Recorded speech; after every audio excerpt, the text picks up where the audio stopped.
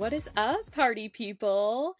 I am your host, Lexi Inks, and welcome to Lex Be Real, a sex and dating podcast all about the three R's: real, relatable relationships. I am so excited for this episode. It is incredibly exciting and super important today, so I'm not going to take up too much time on this intro.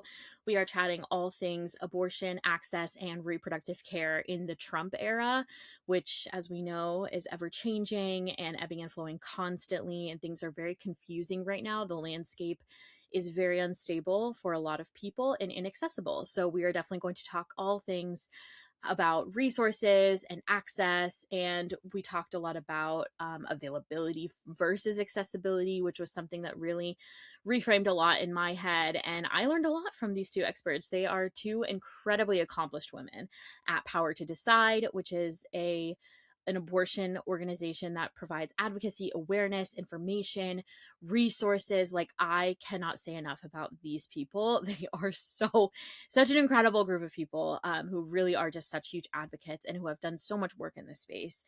So it's incredibly important. I hope you stick around for the interview.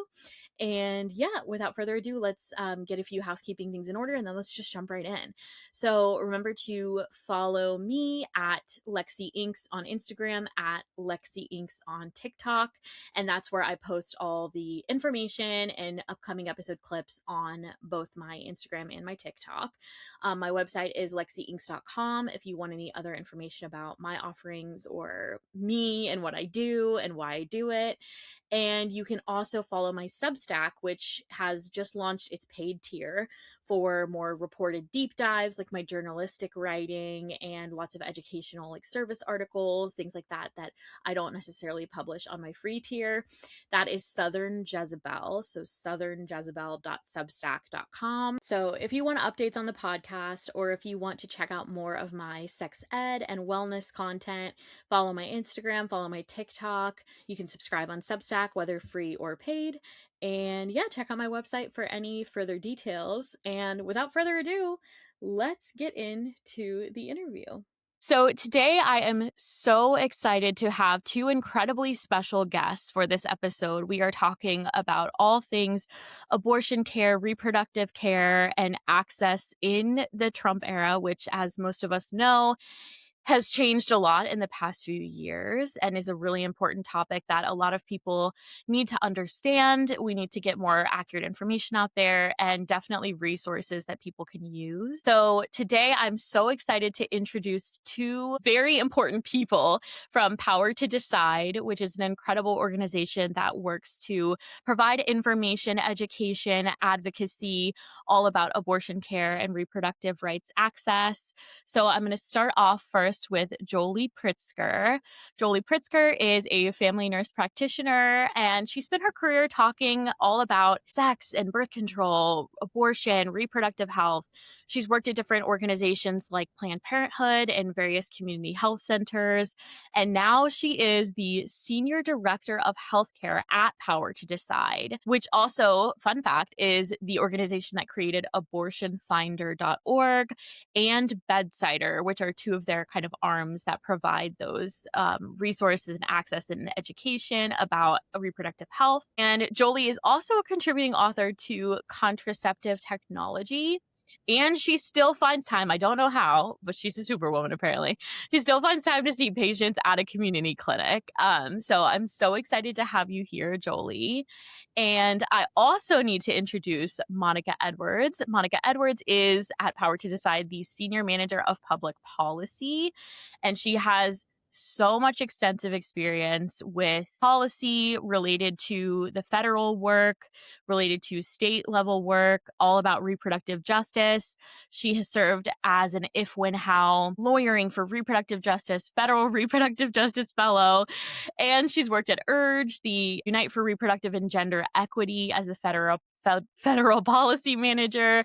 And she's done so much work in this important space of reproductive justice. She also has spent time at In Our Own Voice, the National Black Women's Reproductive Justice Agenda. She's also served on the board of the Yellowhammer Fund.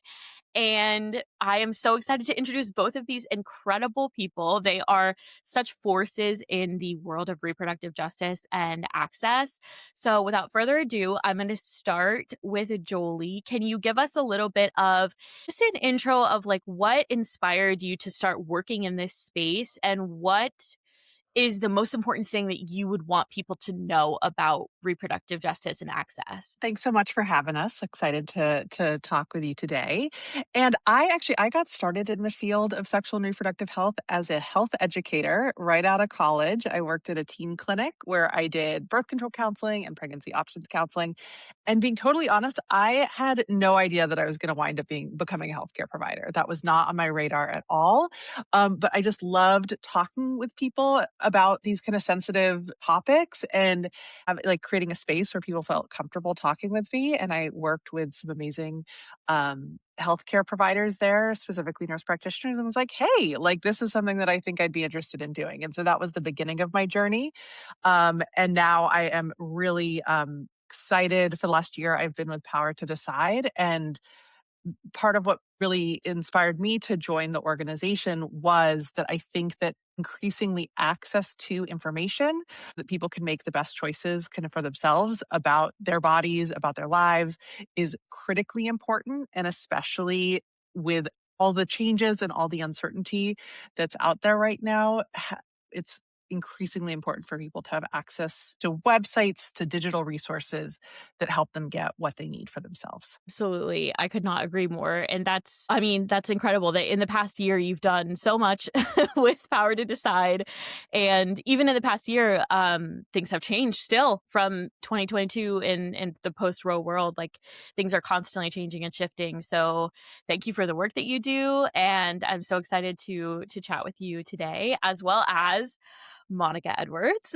So I'm going to pass the baton to Monica and get you to kind of into the same thing. What kind of inspired you to get into this space and do all of the work that you've already done?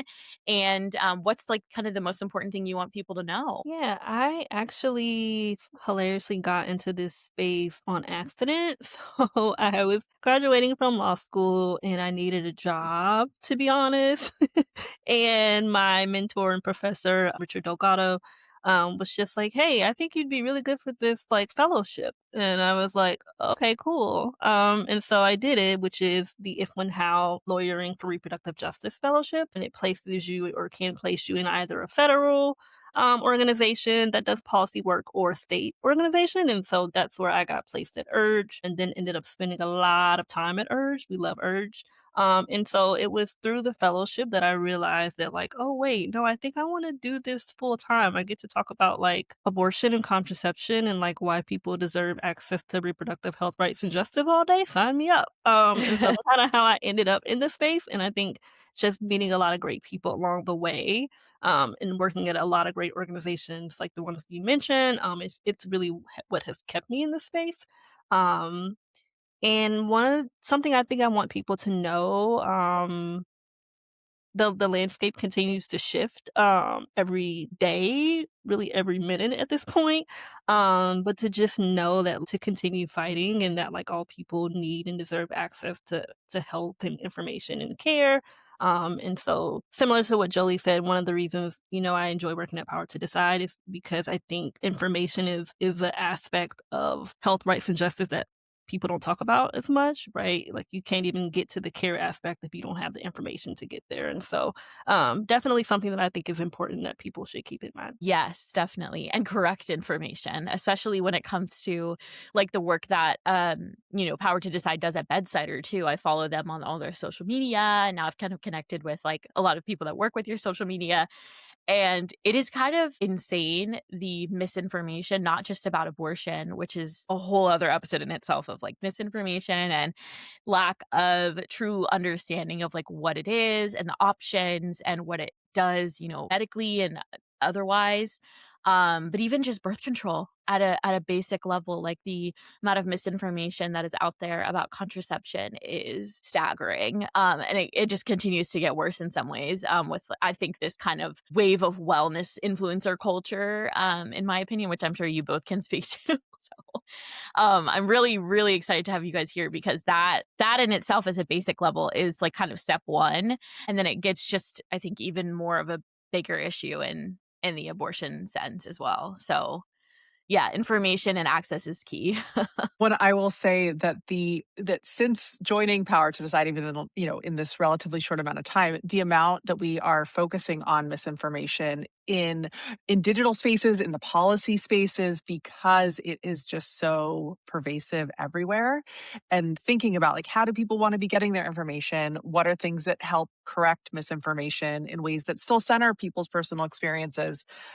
Because yeah, it's a huge thing right now in our field. Yeah. Oh, 100%. And that's like so incredibly important because I think when people have these kind of misconceptions and myths about these topics, they lose their access in a sense. Information can kind of equal access in a lot of ways. So bringing us back to kind of when things started changing in that aspect, what are from both of you, what some of the most impactful, like notable changes that have been made in the reproductive space since Roe v. Wade was overturned in 2022? Happy to start. Definitely on the policy front, there's been a lot of changes both at this local, state, and federal levels. We know since Roe was overturned in 2022, and first we had the leak decision, and then we eventually had the actual Dobbs decision that came down. Since that happened, we have had essentially like a patchwork of access across the country where essentially depending on what your zip code is, whether or not you have insurance, whether or not you have providers in your area, even if you do have insurance, that really is a determining factor in addition to the policy in your state of whether or not you can get care, or even if you can get care, whether or not you have to jump through a million hurdles just to get the care that you need. As of today, there are like no clinics providing abortion in 14 states across the country. So that reflects like 13 states that have total bans on the books. And then it also reflects states that just don't have providers that are able to provide the care to people who need access to abortion. So I would definitely say since Roe, we have seen a lot of states rush to make abortion access harder, and even to the point now where states are starting to target access to contraception and push a lot of misinformation and disinformation about contraception. And so I think really one of the most impactful changes has been the fact that like because these laws on the policy front is changing so rapidly, like literally every day, people are pretty much confused, right? And I will say, like, just navigating care in America is hard in general, and imagine trying to navigate it when you have, like, all these states that are doing different things to make access to care harder. So I definitely would say, at least on the policy front, that has been really impactful for whether or not people are able to get care, which is why I think things like, obviously, Abortion Finder is helpful, right? Because we're able to sort of work to bridge the gap so that people can go to Abortion Finder, put in their zip code and their state and figure out like, can I get care in my area? Like, are there like practical support organizations that can help me get care? Are there abortion funds in the area or nearby, right? And so I think that's one of the ways that we as an organization have tried to work to bridge the gap. But unfortunately, Roe being overturned and really the domino effect that followed has impacted people's ability to get care. So Absolutely. Yeah. Yeah. Well, and that was building on the significant barriers that existed even before kind of Roe fell. That it had those barriers existed, and so they weren't new, but they were amplified, and they were, as Monica pointed out, they're constantly changing. And so, before it was a little bit more static. That there were these access issues that existed, but we kind of knew what the playing field was. And then with everything that has sort of gone down, since the 2022 decision, it's just, this constantly evolving space that makes it harder for people to know, okay, like what can I actually access or where can I go for care because clinics are closing, and all of those different elements of it. And we also know that these barriers to care disproportionately affect young people, which is, a focus of our work at Power to Decide, people of color, folks in rural areas, sort of that there's also just a disproportionate impact. Yes, definitely. Oh yeah, and we'll touch on especially access for like people of color and especially like Black women, I think are heavily impacted by a lot of this legislation and targeted. And I mean, is a better word for it, for sure. So especially going by statistics and just the legality of things that, like you said, is constantly changing. And I know that Monica, especially that you've done a lot of work in that space specifically. So we'll definitely touch on that as well, because I think that's something that a lot of people just really are not aware of the magnitude of that issue. So we'll definitely chat about that. So zooming in from now that we, kind of have an overview of things have changed since Roe in a lot of ways and are constantly changing. So since Trump took office most recently, like what are some of the ways that this administration specifically has altered reproductive health care and access? Yeah, I think the funny thing about the Trump administrations, is that, right, the first time around, we kinda didn't know what we were gonna get, right? Like, we had inclinations, Yeah. of what would happen, once we knew that we would have an initial Trump administration, but, right, we really didn't there was no foundation, and I think, unfortunately, what we saw in that first administration was a lot of targeted effort to undermining access to sexual and reproductive health, things like the Title 10 rule, the domestic and global gag rules, which tries to limit counseling to folks who receive Title 10 funding. And so that happened in the first Trump administration, and that happened before Dobbs. And then now, unfortunately, the second Trump administration literally started, I think, day one, targeting access to sexual and reproductive health care. So I'm sure folks remember like the flurry of executive orders that happened like within the first, honestly, it was like hours, I think, of his Yes. first day. And it was like, wait, really? Which, I mean, I will say it's pretty standard when a new administration comes in, but just the types of EOs that he put out was literally just like, wait, what is happening? And so many of them, unfortunately, reaffirm the Trump administration's support of the Hyde Amendment, which we know like blocks and limits access to people who are low income, who use insurance, public insurance. And so he said that in black and white that he was an administration that like supported the Hyde Amendment. And so that happened in the executive order. And then we've also seen last year with the One Big Beautiful Bill that he championed and eventually Congress passed, right? In addition to cutting access to Medicaid for folks, like we know within that bill that eventually got passed, it specifically targeted abortion providers like Planned Parenthood. So the people that have Medicaid can't go to like a Planned Parenthood to get care, right? They can't get Medicaid funds. And so that was very targeted. And Congress pretty much said that, like when they were debating the bill on the floor and passing it, like it was very explicit that this was a provider that they were targeting. And then lastly, we saw recently with Title 10. There were a lot of things that happened with Title 10 last year and this year where like there was a withholding of funds to Title 10 clinics that was also very targeted to a lot of Planned Parenthood clinics that received Title 10 funding. And then just recently, Secretary of HHS RFK Jr. like basically doubled down that there will be a forthcoming rule on Title 10 that we assume at the bare minimum will be like the initial domestic gag rule that the first Trump administration implemented, but it could be worse. And he pretty much reconfirmed that that is going to be forthcoming. And so we are going to see additional attacks on Title 10, which we know supports access to contraception and sexual and health information and care to people with low incomes. And so all that to say, since day one, the Trump administration has been targeting reproductive health care. And unfortunately, we're only going to continue to see attacks. That's just the gift that keeps on giving, because in addition to the bans and restrictions and EOs, just yesterday, or maybe it was, I guess they actually maybe dropped it on Mother's Day, a new federal website, moms.gov, which I almost don't want to say because I don't want to drive traffic to it. But it is as wild as you think it might be. And specifically links, it says, are you looking for pregnancy care? And it specifically takes them to an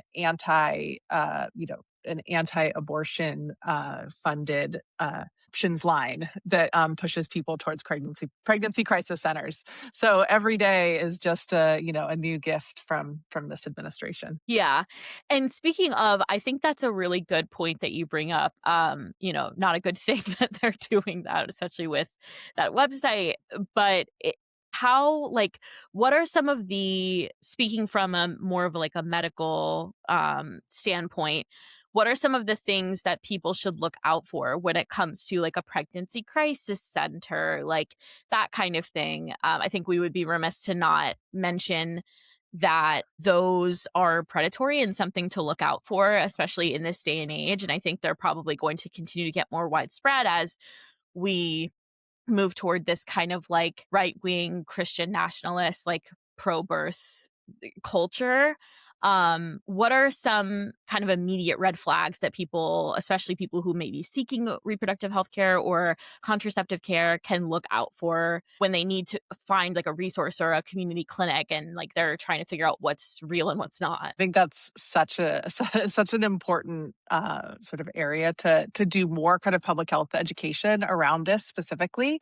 I mean, I think that one is helping people go to resources like Abortion Finder that are vetted and verified places for people to go if they're looking, for example, for specifically for abortion care. We also have Clinic Finder on Bedsider, which is broader, which covers, if somebody's, needing a pregnancy test or contraception or anything kind of specific, because what is so tricky about pregnancy crisis centers is that they often, set up shop next to legitimate clinics. They market themselves using a lot of the same language, like free pregnancy tests or abortion counseling or, a women's resource center, which are terms that are used for, legitimate organizations that do support people kind of around their sexual and reproductive health, around, pregnancy and parenting. So typically, if you're on a site and it is emphasizing the lack of safety around abortion, that should be a red flag for people. If it's like free pregnancy tests, and did you know that abortion is really unsafe?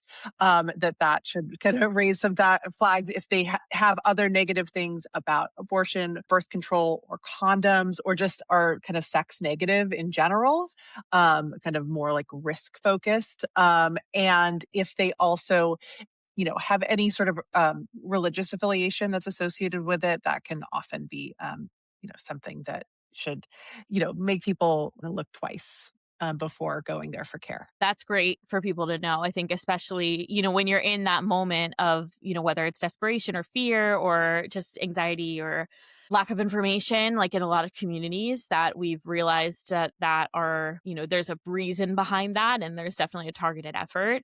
I think that's important for people to know, like where to actually go. So I didn't know you had Clinic Finder, but that is an incredible resource. So I highly recommend anyone check that out because that's actually going to be like a credible source for finding what you actually need and what's actually going to be helpful, versus something that's going to kind of shame you and pressure you and corner you into a decision that you would not have otherwise made. So wow, thank you both for sharing all of that information because that's really, really important, especially in the Trump era, as we know. So on a, I guess, more helpful note, more positive note, what are the current generally available options for people in the United States in terms of abortion and reproductive care? I can speak to the medical side, and kind of Monica, if you want to speak a little bit to the access side of things, because I think that available is different than accessible, right? And so it's important that there are things that people can technically perhaps get, but do they have the logistical support to do it? Are they aware kind of what those kind of technically available options are for them? And that again has been a reality for a long time. But really, it's important what especially when it comes to abortion care, there are two main ways that people can access abortion care. They can have a medication abortion or use the abortion pill, or they can go into a clinic for an in-clinic procedure. And whether or not, so, when we talk about, there are states that don't have a single abortion provider, what we're talking really about is that there are no providers kind of within the state that are doing in-clinic procedures, or an in-clinic abortion, and there are no providers within the state that are prescribing medication abortion pills. And so, whether or not you're able to access in-clinic services in your state is really dependent sort of on the state. I get that right, Monica? I just always like to double check my my policy kind of assessment. Yeah, for sure, for sure. It's definitely dependent upon where you are. honestly really is down to the zip code. Like on a basic level, yes, if you're in a state that's banned, like obviously accessing care, like it's not really realistic. But depending on your zip code, like for example, if you're in a rural area, you're in an area where it's hard to get somewhere, that adds another barrier to accessing care. So to Jolie's point, yes, available maybe, but accessible, like depending on where you are, not likely. Okay. And even if you're, I'll the other thing I'll say is, it, whether, if you're in a state where do have kind of more access, and certainly also people travel across, state lines for care as well. That's an important piece of it as well. It's also a personal decision that people have personal preferences around, like, are they interested in doing a medication abortion because they, that feels more comfortable for them to have the process mostly play out at home, versus they are wanting, they feel more comfortable going into a clinic for their care. So there's also just a personal kind of, personal preference element to the type of care that people are wanting to seek. And also just, what is potentially, accessible for folks. Okay, great. And you actually bring up two very important things that I was going to ask about. So, number one, I don't want to forget to talk about this because I think this has become such a huge issue in the news and just affecting so many people across the country. What are, from both a policy aspect and a medical aspect, I think you both can speak to this very well. What are some of the things to know or the risks to be aware of when comes to crossing state lines for reproductive and abortion care? I could start with some of the state risk, or the policy high level risk. So like as Jolie said, right, a lot of people travel or will have to travel across state lines to get abortion care, due to the myriad of state bans and restrictions. And to be clear and to hammer on a point that I think Jolie made earlier about like this is definitely amplified now, but right prior to Dobbs, like there were people like who were in like abortion care or reproductive health care deserts where they had to travel, even if not across state lines, but like across the state just to get care. Like for example, I'm in Texas. It is a huge state, and even before, right, like SB8 and before the Dobbs decision, right, there were people that had to travel across state lines. Like if you're not in a big area where I am in like Houston, for example, if you're somewhere that's a little bit more remote, you still may have to travel a pretty long distance just to get care. But I think as far as like barriers, obviously it matters whether you live in a state where abortion care is banned or severely restricted. That will play a part in whether or not you do have to travel to get care. But on top of that, there are other things that I think Jolie mentioned, like if you're a young person, do you have to take time off from school, right? Like if you already have children, do you have childcare so that you can travel across state lines?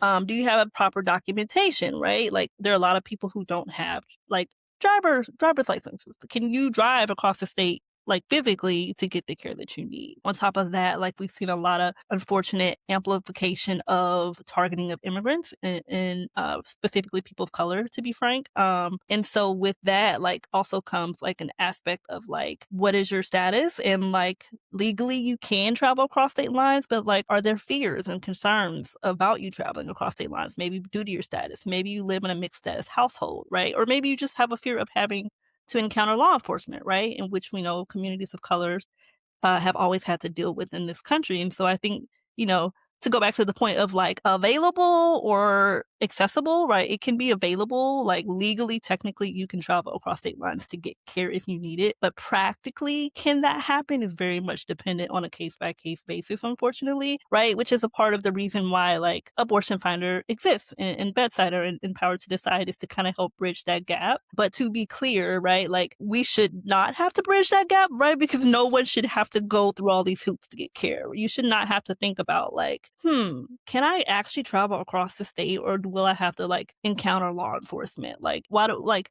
that shouldn't be a concern when you're just trying to get basic health care. And so again, I go back to the like available versus accessible, but I will let Jolie chime in as well. Well, I think, and Monica, you just said, I feel like such a great job of kind of laying out all of the kind of that policy piece of, of care. I think something that I think a lot about is that, especially something that happened post Dobbs was this acceleration of kind of medication abortion as the primary way in which people kind of, end their pregnancies. it now accounts for 6 in 10 abortions in the US. And there's also been kind of an increase in telehealth, kind of for folks to be able to access care. Where this gets interesting, right, is that sometimes then people either have something come up in their process of kind of, taking the medication at home where they do want to or feel like they need to engage with the healthcare system.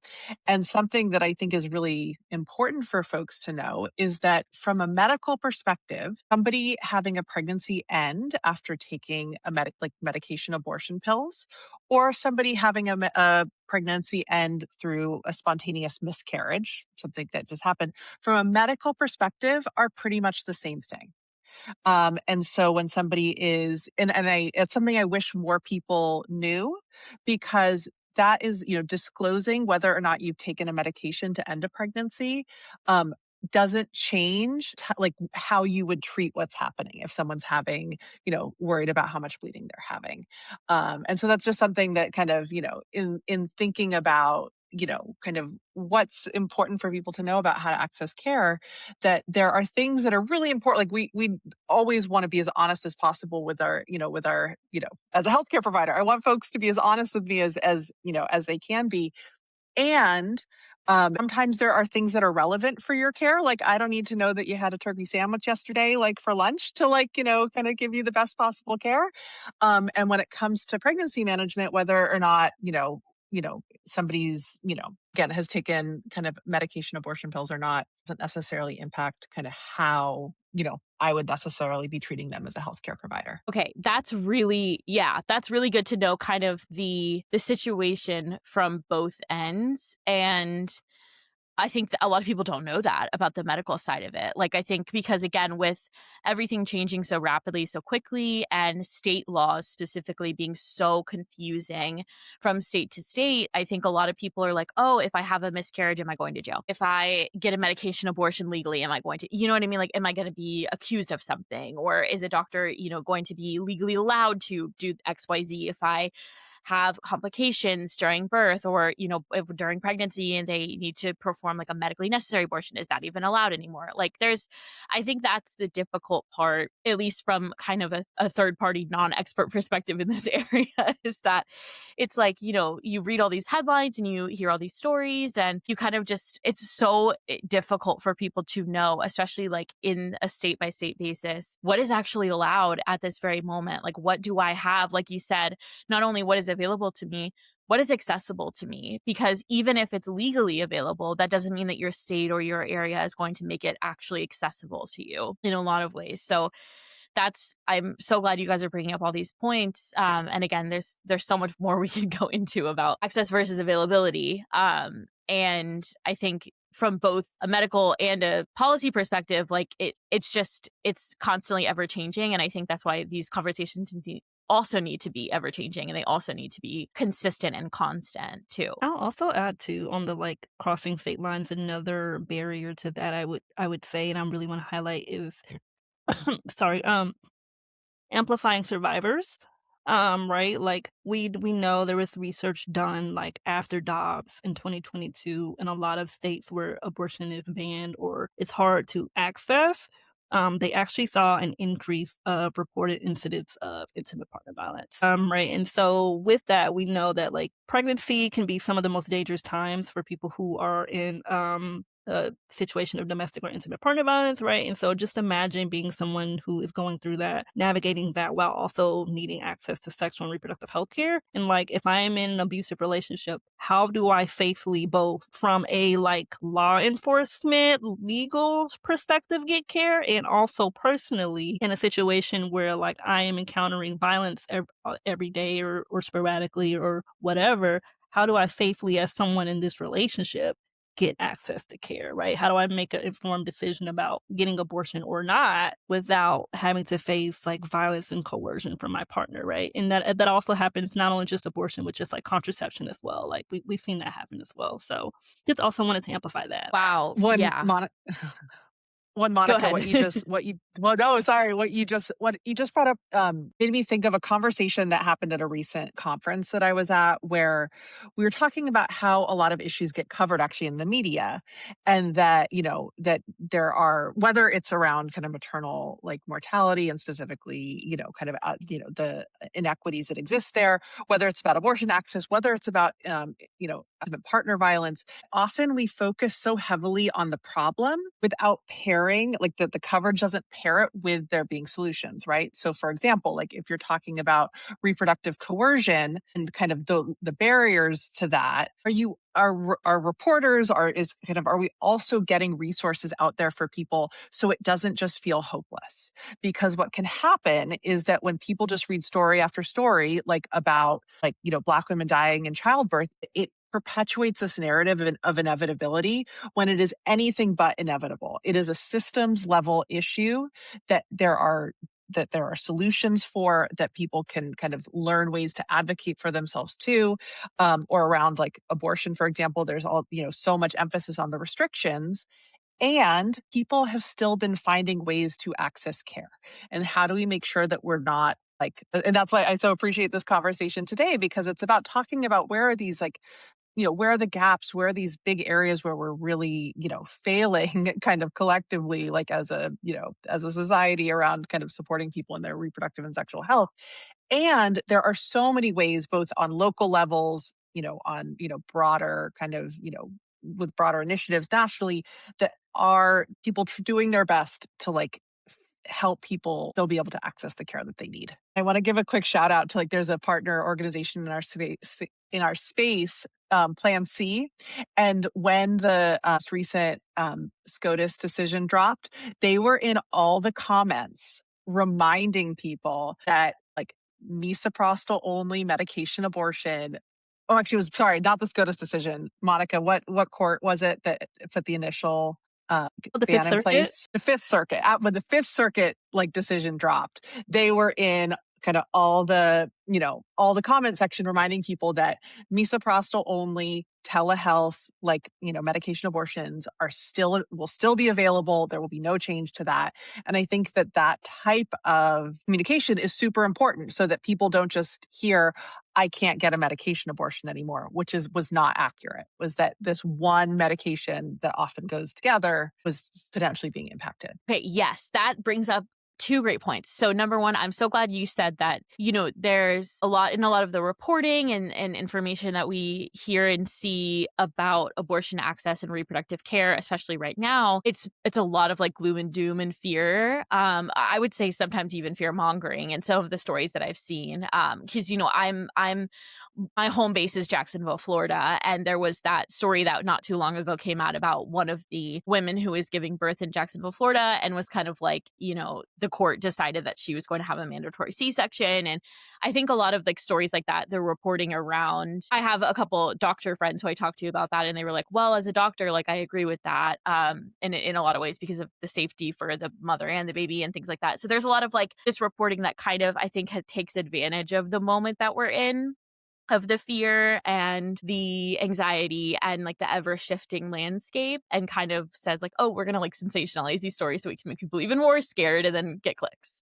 And as a journalist, like I know that happens more often than we'd like to admit behind the scenes. And so to kind of shift the narrative, like you said, and I know that Power to Decide and Bedsider and Abortion Finder and all of the different arms of what you guys do is to provide that hope that there is going to be something available to you, and that is information that is important and powerful to know, and you can feel empowered to make these decisions yourself. That being said, can you break down for our listeners what is Power to Decide / Bedsider / Abortion Finder, and who is it for? Yeah, I can start with Power to Decide and then kick it to Jolie to talk a little bit more about Bedsider and Abortion Finder. So Power to Decide is a nonpartisan organization. So we're a 501c3 organization.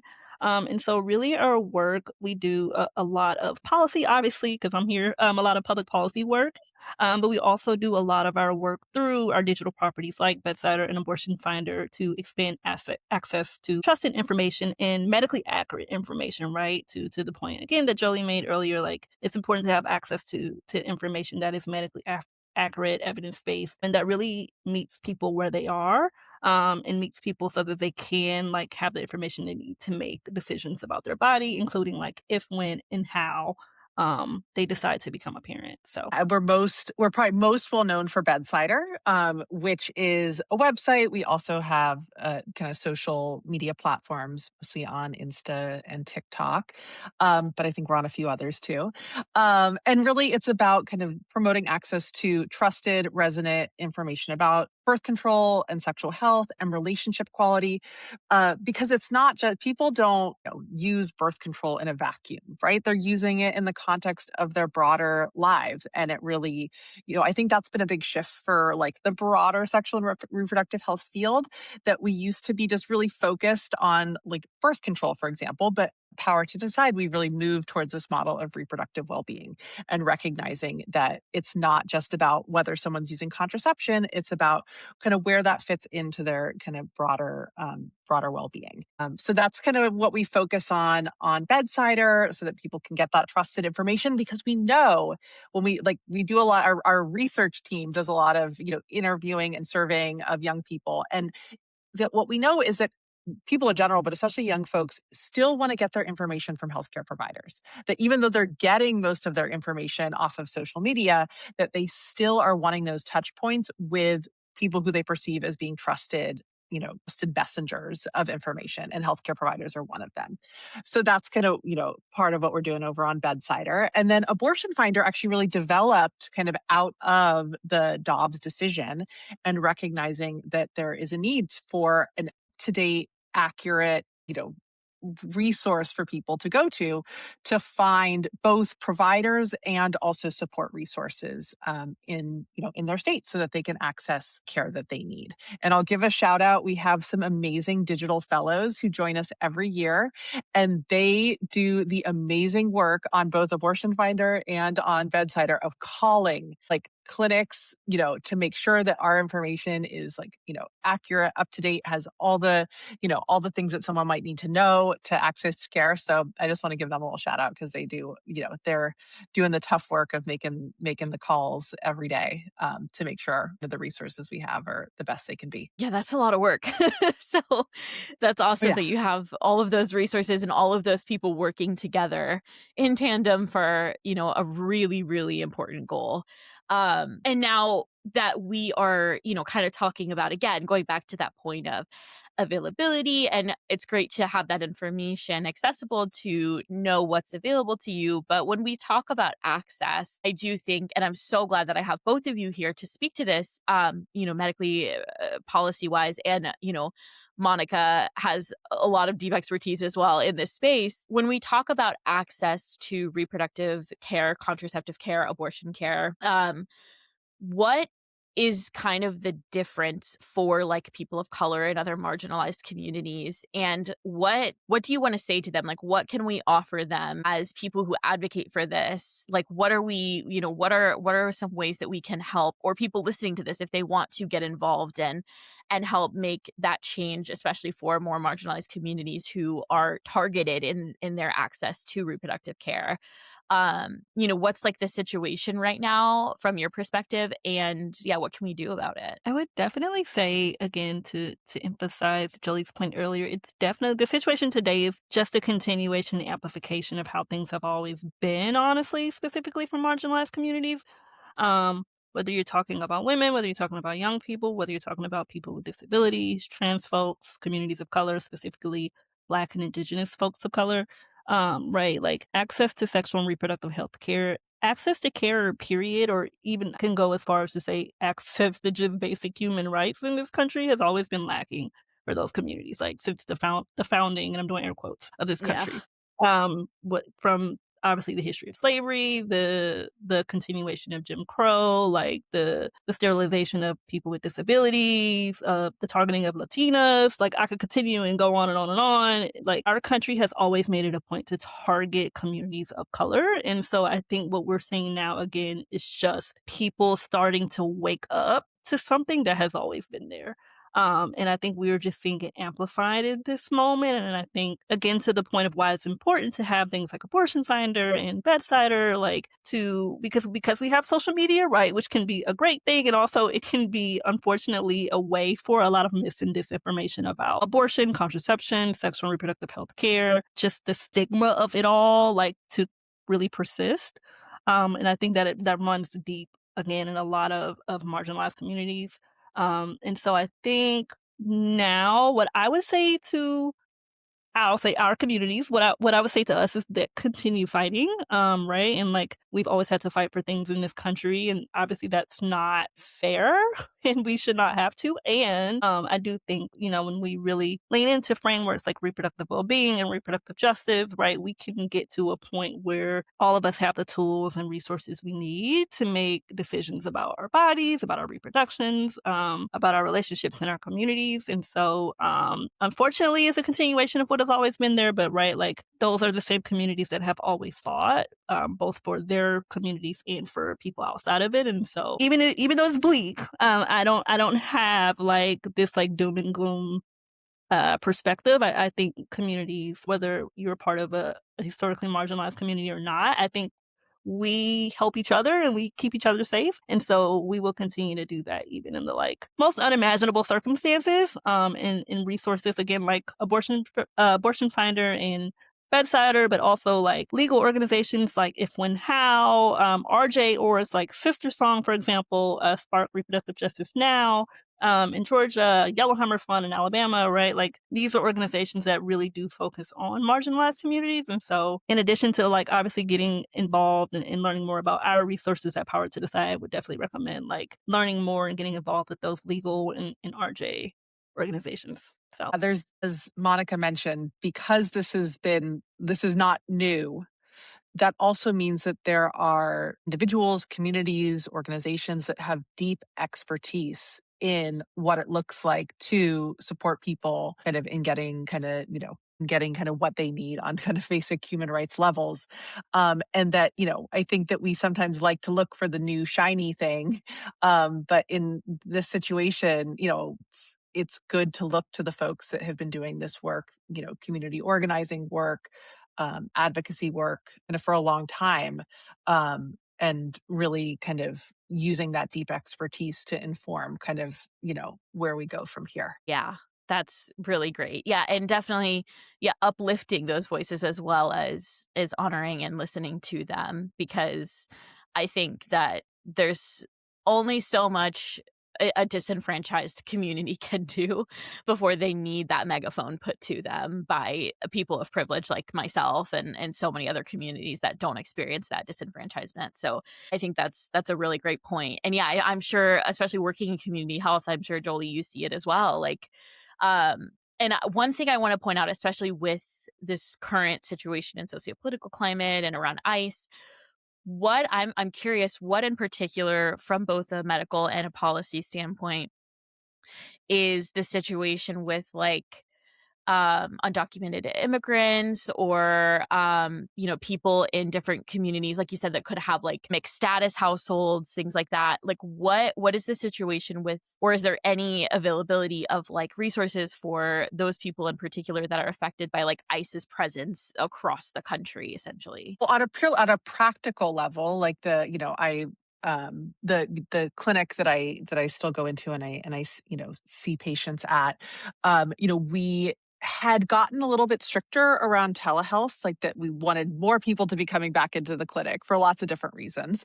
But when has been as there's been the increased ICE presence, we have like shifted back and recognized that it's more important for people to be able to connect with their healthcare provider, whether that's as telehealth or in person, and that if they weren't going to be coming in person because they were worried about enforcement kind of in their neighborhood, that there was more flexibility, for example, around like kind of doing telehealth options. And what that really gets to, I think at its core, like, and I'll speak to like as a healthcare provider, is that I think that healthcare providers as individuals and certainly the healthcare kind of, systems in general can do a much better job of aligning with people instead of the systems. And so sure, from like an insurance reimbursement standpoint, it's better, quote unquote, to like have people come in person because you get paid more. But in recognizing the needs of a community, offering more flexible options for people to get a refill on their medication, because of the reality of kind of what's going on in their neighborhood, like that we as healthcare providers should be advocating for those things, because they are important for people. And the more we as kind of, again, healthcare providers can show people that we're siding with them, and not with kind of the systems that have perpetuated inequities. I think. Yeah, and it's love all that. And as far as resources, there are like amazing organizations and advocates doing work to help people who are maybe undocumented or maybe even not undocumented, right? We've seen over the last year that like there has been a targeting specifically just to name it like people of color in particular and like regardless of immigration status or not. And so there's been a lot of organizations like ACLU, National Immigration Law Center, the National Latina Institute for Reproductive Justice, the National Asian Pacific American Women's Forum. Like there are a lot of amazing organizations, whether that be legal, whether that be RJ, that have been doing a lot of work since we've seen really amplification of like um, ICE presence in our cities that have been trying to help with to make sure people know their rights, to make sure people know right can do risk assessment, right? Because you can know your rights and try to assert them, but there can be risks that comes with that. And so there have been like organizations doing work to train people on de-escalation and things like that. And so I just think in this moment, like it's, at the end of the day, it's a system. And so, right, that's going to take a while to really dismantle. But in the meantime, there are a lot of organizations that are doing work to try to kind of help folks, know their rights and access care when they need it. Great. And that's both, all of those are amazing names to shout out. And again, we're all going to collectively work together to get the links in the show notes to everything that we've mentioned so that we can have everybody, point everybody in the right direction for anything that they might need or want to support. But speaking of supporting, because like you're saying, it's so important to try to contribute in any way we can to any of these efforts. I know I definitely want to, I have a Planned Parenthood in my hometown and I'm like, I want to like volunteer and I want to donate and do whatever I can to help. And even then more grassroots organizations that are like local on the local level, there's definitely efforts everywhere. I think you just have to look for them and put in a little bit of work. So speaking of that work, for everybody listening, what are some practical ways, whether along the spectrum of like quick and easy to taking a lot of time and effort, for people to donate, to support, to get actively involved and advocate for reproductive health care and justice, especially for those who really need it, those disenfranchised communities? I'll start with an easy one. And Monica feels free, I'll give you I'll give you the harder one. But I think that sharing, I mean, this is really kind of really basic but important, like sharing trusted resources. Like if you are on and engaging with trusted resources and liking kind of videos that like people who maybe you follow are, when they're sharing good information, or if there are content creators that are reflective kind of their own community and are sharing resonant resources. We at Power to Decide do, we have an initiative called Beyond the Sheets, which works with HBCUs, both on campus, but they also have like a social media presence. And I think that the more we can kind of in this algorithmic soup that exists, the more that we can, again, thinking about uplifting those voices so that they have more of a presence in that space. I think that's something, it's a relatively small lift, but I think it's a small thing that people can do. Plus one to that, I was literally gonna unmute and be like, and share trusted information, like piss better. Yeah, I mean, just to hammer down the point, I think it's really important again when we live in this unfortunate moment of a lot of mis and disinformation about contraception, about abortion, about like sexual health in general, right? Like, I think we kind of can minimize the impact of that. And like, not only does it like perpetuate mis and disinformation, but it contributes to stigma, contributes to shame, it contributes to eventually policy, and then policy impacts people and how they're able to make decisions or not. And so just plus wanting that, sharing resources, right? Sharing resources like Bedsider, Abortion Finder, Plan C, and also like, right, like volunteering, to your earlier point, volunteering at abortion clinics, not just Planned Parenthoods, but also indie clinics, right? They need a lot of support, and obviously a lot of times don't have the funding and the staff support that a lot of other providers do. And so donating to those organizations, volunteering if you can with those organizations, donating to Power to Decide, donating to RJ orgs. Have to shout out, like, as someone on the board of an abortion fund, like, please donate to abortion funds. Like, those are the organizations that, like, in practice, if someone needs an abortion and doesn't have the money for it, oftentimes is the bridge of helping that person get care. And so just some high When there level. yeah, and there was a Sorry? big, no, I was gonna say, like, there was, right after the Dobbs decision, a lot of money poured into the abortion funds. Mhm. Now it's not quite as top of mind for people, but there is still a huge need, kind of, and will continue to be a huge need for people who have to travel for care. And so, yeah, definitely that's a very, and that can be really local for people. You can find kind of your local abortion fund and connect with them, and they, financial resources, volunteering, whatever it is, kind of, that works kind of for your life. But that's, can really, I think sometimes feel, when you donate to like a big national org, which you should too, you should donate to Power to Decide also. But like getting involved kind of in, smaller local organizations, you can really see the impact. And along those lines, I think that there, people, this is a bigger, I thought of a bigger one, a bigger way, there is such a need for more engagement in local politics. And I think that, there's obviously the big impact at the national level, of a Dobbs decision, but also like whether, a city council gives a permit to a clinic, like if somebody wanted to open, an abortion clinic in their area, like that is ultimately a local level issue around zoning and, all of that type of stuff. So, for people who really, want to, get super involved, get involved in your local politics. Heavy plus sign on the getting involved.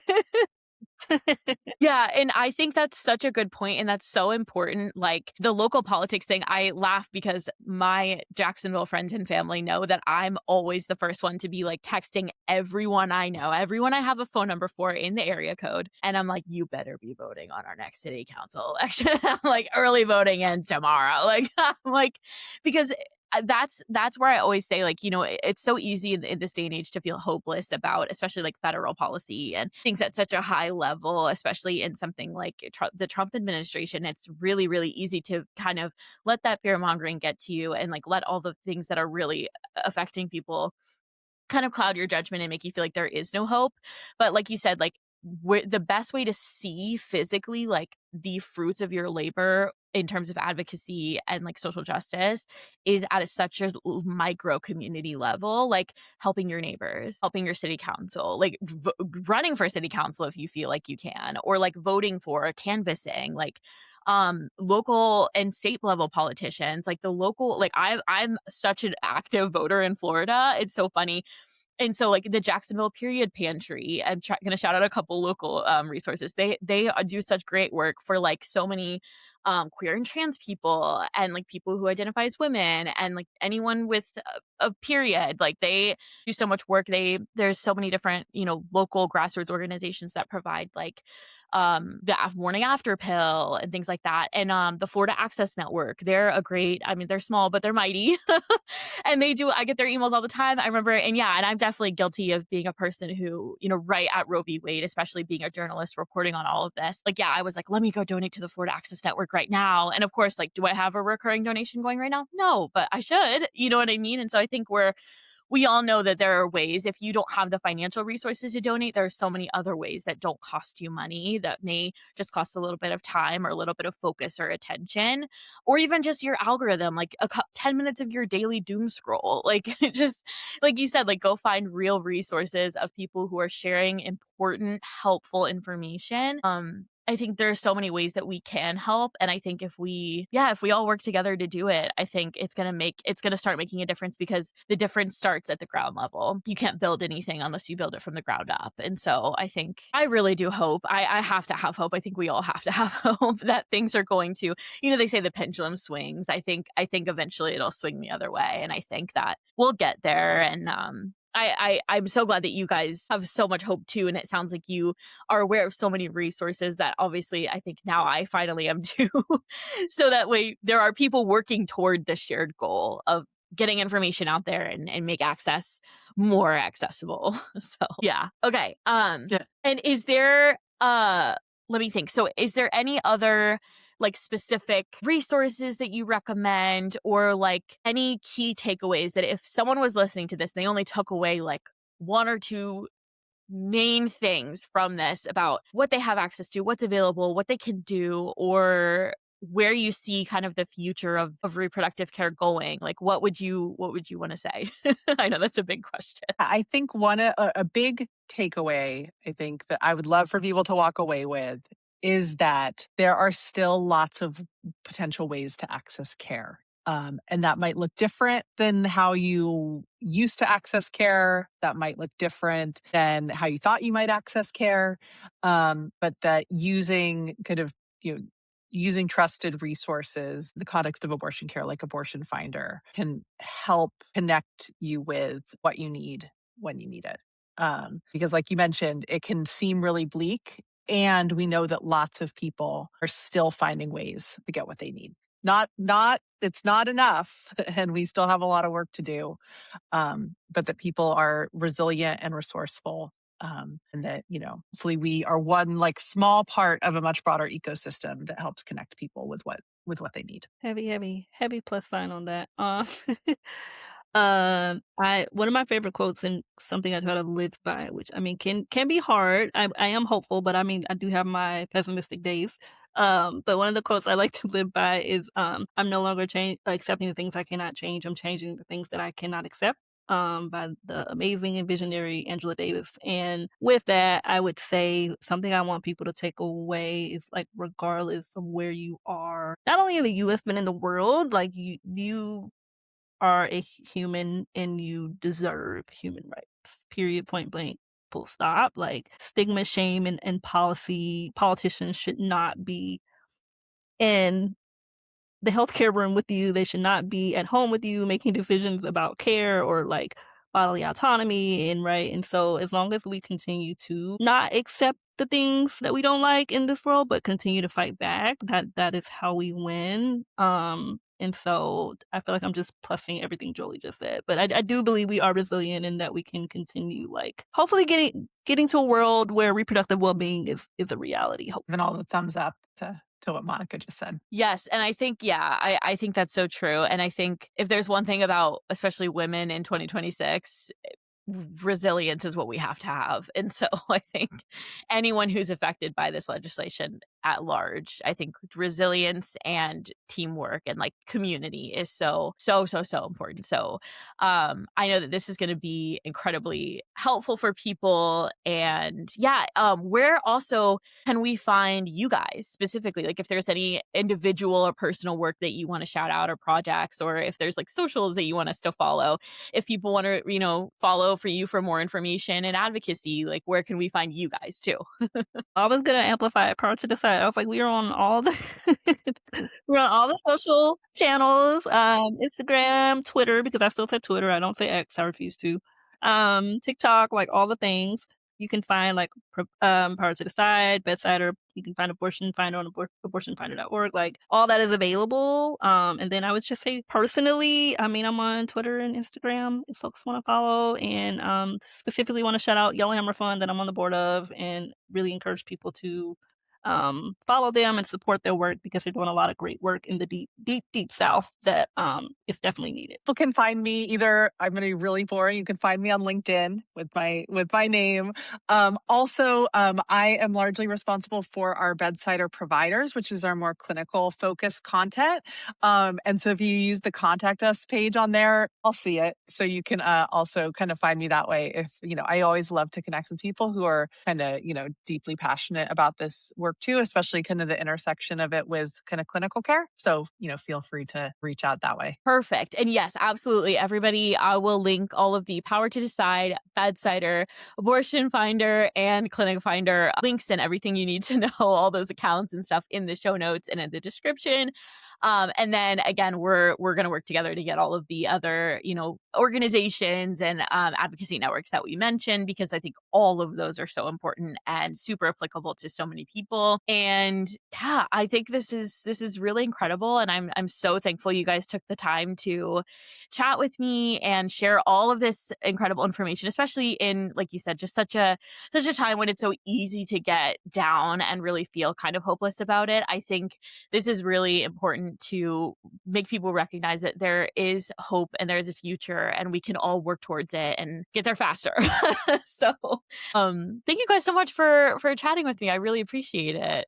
Thank you, Lexi. This has been great. Ew, this is great. Thank you so much for tuning in. I hope you found that interview as informative and insightful as I did. And just a reminder, follow me on Instagram and TikTok at Lexi Inks, and check out my Substack, Southern Jezebel, at southernjezebel.substack.com. My website is www.lexiinks.com if you want any more information. And be sure to rate and subscribe to the podcast on any preferred platform. I'll talk to you guys later. Bye.